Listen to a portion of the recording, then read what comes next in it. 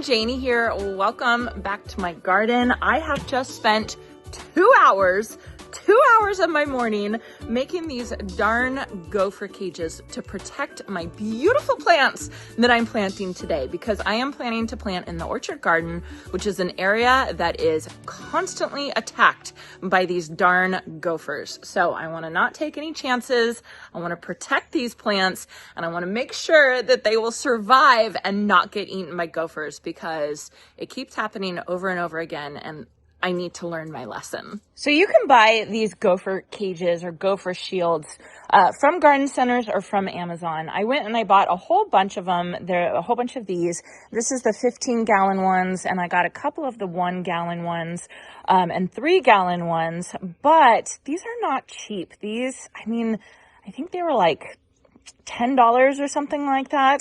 And so I figured it's more economical for me to just make them out of some extra chicken wire that we have. And I've done this before on some of my other plants that I have planted in the orchard garden, and those plants are still doing really well. And I've had other plants get attacked by gophers. So I don't think this is a foolproof method, because the roots will start growing out of this chicken wire of the plants. And if the gophers were really hungry, they will get those roots. But these will at least protect most of the roots so that the plant can at least survive the attack. And we do have professionals that we hire to come in and take care of the gophers as well. And they do a really, really great job. But this is just an extra bit of insurance for me to protect these plants and make sure that that they don't get chomped on when the gopher's hungry. Okay, so the first plant I have to plant today is Firefly Fuchsia Yarrow. These guys are all budded up. They are about ready to bloom. But let me show you over here in my orchard garden, where the arborist just cut back and trimmed up or limbed up all the orange trees. So now I have so much extra space to plant, which is very, very fun and exciting. So right here in this area, this is where I had planted the Firefly Fuchsia Yarrow. And these are 2 plants right here. These are a little bloomed out. I have to come in and I have to deadhead these, but you can kind of see the color right there. They were just beautiful, gorgeous. I had planted actually 5 of them, kind of more back here in this area, and the gophers ate 3 of them. And so I was only left with 2. So I was really bummed, and I was kind of planning on taking them out because I didn't want to just leave 2. But then these guys started blooming, and they were so beautiful that I just thought, okay, I have to try again with the yarrow here in this spot. And now that the orange tree is all limbed up, I think it's the perfect opportunity. So I have 5 more actually, so I'll have a grouping of 7 in total that I'm going to plant right in this area right here. And this whole corridor is kind of the gopher corridor. This is where they come. I know they come from the goats next door, and then they come under here, and they've eaten my hydrangeas back in this area, and I replanted 2 of the hydrangeas, and I used the gopher cages that I just made. These guys are protected with the same gopher cages, and they're looking really, really good. They're of course young, but they're looking good. They haven't gotten eaten by gophers yet. Crossing my fingers, which is a good thing. And I have to say with gophers, I know they're living things. I know there's no foolproof method to deal with gophers. Like I said, we hire professionals to come out once a month to kind of make sure that the gophers kind of stay away. And even with that, it's not 100% foolproof. Even with these gopher cages around the plants, it's not 100% foolproof. But I think the more ways that you kind of deal with the problem, the less likely the gophers are going to be attacking you. So it's just kind of a battle that I just have to deal with, especially in this orchard garden, which is such a bummer, but it's just part of living in the country and next to a field full of goats. Okay, so my plan is to just kind of extend the yarrow out this way. You can see where it's nice and sunny, and it's going to get quite a bit of sun pretty much all afternoon, and then it will get some afternoon shade. But you can see how happy these 2 yarrow are. So I know it's a really great place for it, other than the darn gophers.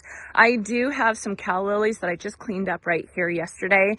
So I need to kind of stay away from those, but I think if I just kind of stay right here, I think that that will be perfect. So I'm gonna get going. Each plant gets its own gopher cage. let's get them planted.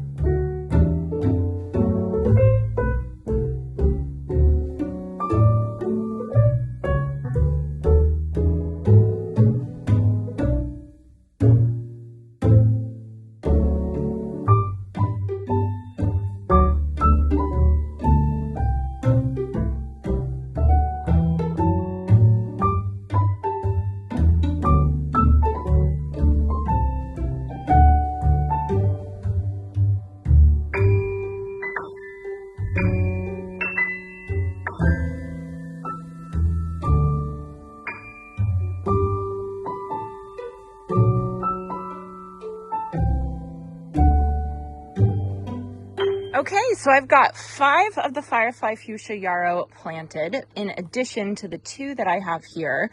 So you can kind of see the size of these right here. They get about 2 feet tall, maybe 2.5 feet wide. And I did plant them a little bit tighter than you probably should, but I just like that look. I think it looks really, really pretty. The only thing I will say when you're planting with the cages is make sure you water them in really, really well, because I tried really hard to kind of get the soil all in the little nooks and crannies and make sure it was nice and tight up to the root ball. But I think the best thing to do is just to really, really water it in. So I'm going to do that. Next, after that, I'm going to be planting in my orange and purple garden right here. So I love this orange and purple garden. It's absolutely gorgeous. We have some chiclet orange Tacoma in the back, which this is its season. This is its season where it's looking so beautiful. And then the denim and lace Russian sage in front. I just deadheaded almost all of my Kniphofia. This plant was still looking good. So you can see the orange blaze Kniphofia looking really gorgeous. But there is one thing missing in this garden, and that is some dark foliage. So what I want to do is right over here in this area, now that I have a little bit more space, I want to plant a plant with some dark foliage to bring some contrast into this garden. And for that plant, I picked this Midnight Masquerade Penstemon from Proven Winners.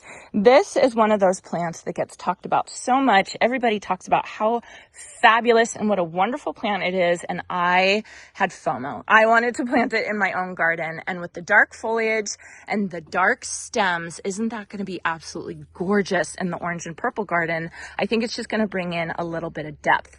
And then it has these beautiful lavender blooms on it, which is going to match perfectly with the purple and orange garden. It's just perfect. It's absolutely gorgeous. So let's see, these get 36 to 40 inches tall. Oh, look at that picture. It is just so pretty. One thing I will say though, is you might notice this plant is only rated up to a zone 8. Same with the Firefly Fuchsia over there. And I am a zone 9B. And I think that that's a really important thing to kind of notice, that I am like fudging the zones a little bit.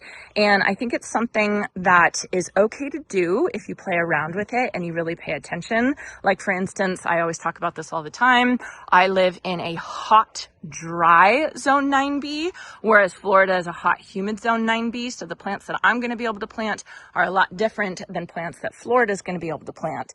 So just pay attention to what people plant around your area. Everybody plants Penstemon where I live. I mean, everybody plants Penstemon.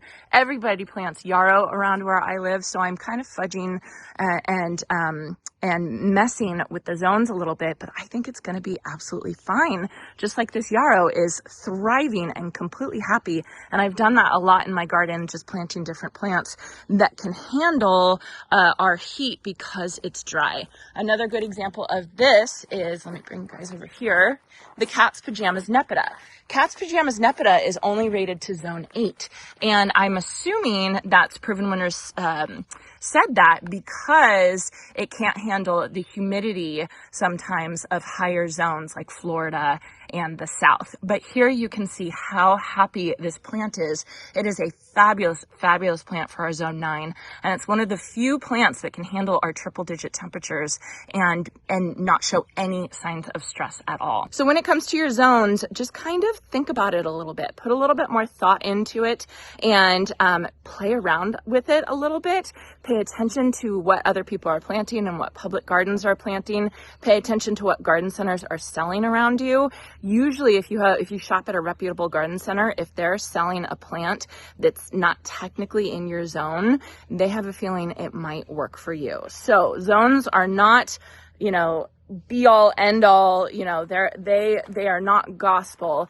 Play with it a little bit and you might be pleasantly surprised what plants you can plant in your garden. So anyway, I think first I'm going to go get another cup of coffee. I can feel I'm having trouble finding my words right now. So I'm going to go get one more cup of coffee and then I'll come back and I will plant the Penstemon.